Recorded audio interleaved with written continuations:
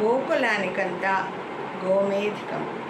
చుట్టూ పచ్చని పొలాలు, కనుచూపు మేర అందమైన కొండలు, ప్రతి పెరట్లో పాడి పశువులు, లేగదూడలు, నువ్వే సమస్తమంటూ నేస్తాలు.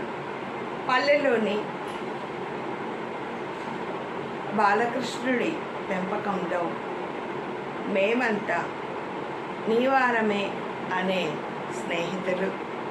అడ్డాల నాడే మొదలైన కష్టాలని ఆ బిడ్డడు ఎంత ధైర్యంగా ఎదుర్కొన్నాడండి బాలకృష్ణుడు.